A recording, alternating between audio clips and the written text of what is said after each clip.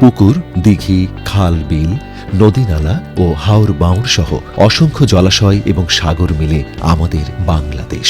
এদেশের সংগ্রামী মানুষ প্রকৃতির সাথে যেমন যুদ্ধ করে চলে, ইতিহাসের বিভিন্ন পর্যায়ে নিজেদের অধিকার আদায়ের জন্য লড়েছে, এখনো লড়ছে।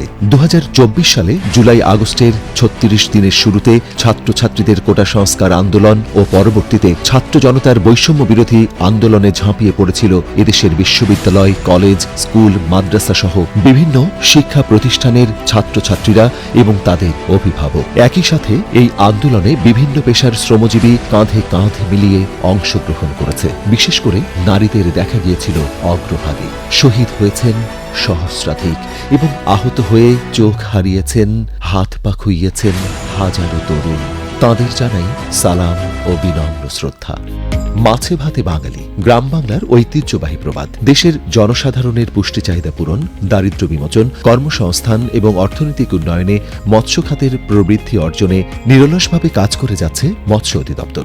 মোট দেশজ জিডিপিতে 2.53% এবং কৃষিজ জিডিপিতে 22.26% মৎস্য খাতের অবদান। বর্তমানে মানুষের গড় মাছ গ্রহণের পরিমাণ 67 গ্রাম। আমাদের দৈনন্দিন খাদ্যে প্রাণীজ আমিষের 60% আসে মাছ থেকে। দেশের 12 লাখ নারী সহ প্রায় 2 কোটি মানুষ জীবিকা নির্বাহের জন্য মৎস্য খাতের উপর নির্ভরশীল। দেশীয় মাছের প্রজনন সুরক্ষা এবং উৎপাদন বৃদ্ধিতে দেশে স্থাপন করা হয়েছে 669টি মৎস্য অভয়াশ্রম। ফলে মাছের প্রাচুর্যতা যেমন বৃদ্ধি পেয়েছে, তেমনি জেলেদের জীবনমানের উন্নয়নও ঘটেছে। দেশের 25,43,000টি পুকুরে রুই, কাতলা, মৃগেল সহ অন্যান্য প্রজাতির মাছ চাষ হয়ে থাকে, যা মোট মৎস্য উৎপাদনের 47%। বিদ্যমান 373টি হাওরের উপর 2,85,000 মৎস্যজীবীর জীবন জীবিকা নির্ভরশীল।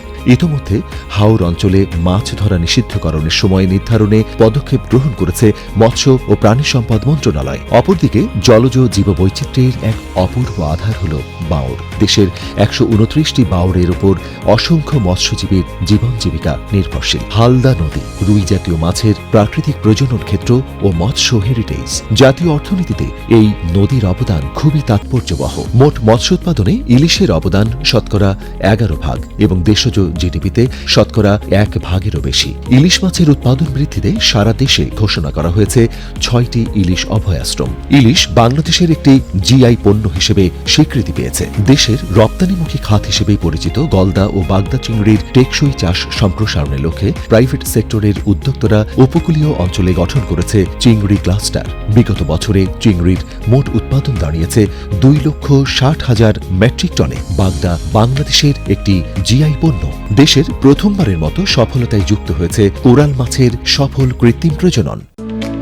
বাংলাদেশের দক্ষিণ পশ্চিম অঞ্চল জুড়ে রয়েছে 1,18,813 বর্গ কিলোমিটার আয়তনের সমুদ্র এলাকা, যা বিশাল মৎস্য ও অন্যান্য সামুদ্রিক জলজ জীবে ভরপুর। উপকূলীয় 5 লক্ষাধিক জেলের জীবন জীবিকা সমুদ্রে মাছ আহরণের উপর নির্ভরশীল। বঙ্গোপসাগরে মনিটরিং, কন্ট্রোল অ্যান্ড সার্ভিলেন্স কার্যক্রম জোরদারকরণে সংশ্লিষ্ট 11টি সংস্থার সমন্বয়ে চট্টগ্রামের পতেঙ্গায় স্থাপন করা হয়েছে জয়েন্ট মনিটরিং সেন্টার, বসানো হয়েছে চেকপোস্ট। সরকার 15 এপ্রিল থেকে 11 জুন পর্যন্ত মোট 58 দিন সমুদ্রে সকল প্রকার মৎস্য আহরণে নিষেধাজ্ঞা কার্যক্রম বাস্তবায়ন করছে। গবেষণা জাহাজ আরভি মিন সন্ধানী সমুদ্রে মাছের আবাসস্থল ও প্রাচুর্যতা নির্ধারণে কাজ করে থাকে। দেশের চাহিদা মেটানোর পাশাপাশি বিশ্বের প্রায় 50টি দেশে মৎস্য ও মৎস্যজাত পণ্য রপ্তানি করে বিগত অর্থবছরে 6,100 কোটি টাকার বৈদেশিক মুদ্রা অর্জিত হয়েছে। নিষিদ্ধ জালের ব্যবহার বন্ধে মৎস্য অধিদপ্তর নিয়মিত প্রচার প্রচারণা অভিযান, মোবাইল কোর্ট পরিচালনা করে থাকে। ইলিশ সম্পদ সংরক্ষণে নিষিদ্ধকালীন সময়ে মানবিক সহায়তা হিসেবে জেলেদেরকে পরিবার প্রতি 25 ও 40 কেজি হারে ভিজিএফ বিতরণ করছে সরকার এবং 50 কেজি হারে বিতরণের প্রক্রিয়া চলমান রয়েছে। এই কার্যক্রম বাস্তবায়ন করছে মৎস্য অধিদপ্তর। বাংলাদেশ মৎস্য উন্নয়ন কর্পোরেশন মাছ সংগ্রহ, সংরক্ষণ ও বিপণন কাজে নিয়োজিত। বাংলাদেশ মৎস্য গবেষণা ইনস্টিটিউট মাছের জাত উন্নয়ন, রোগ নিয়ন্ত্রণ ও পরিবেশ বান্ধব চাষ প্রযুক্তি উদ্ভাবনে গবেষণা করে। বাংলাদেশ মেরিন ফিশারিজ একাডেমি চট্টগ্রামে 4 বছরের ব্যাচেলর অনার্স কোর্স প্রদান করে থাকে। নদ নদী, হাওর বাঁওড় ও খালবিল সমূহে প্রাকৃতিক মাছের প্রজনন ও উৎপাদন বৃদ্ধি নিশ্চিত করতে অভয়াশ্রম গড়ে তোলা অত্যন্ত জরুরি। আসুন অভয়াশ্রম গড়ে তুলি, দেশি মাছে দেশ ভরি। জাতীয় মৎস্য সপ্তাহ 2025 সফল করি।